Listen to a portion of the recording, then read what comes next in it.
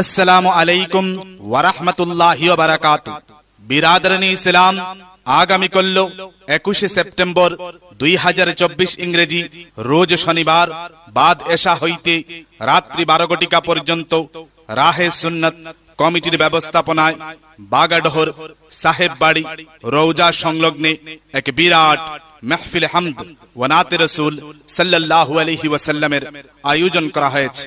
উক্ত মাহফিলে সভাপতির আসন অলঙ্কিত করিবেন আলহাজ হযরত মাওলানা মবরুর আহমদ বড়ভুইয়া সাহেব বাগাডোরি।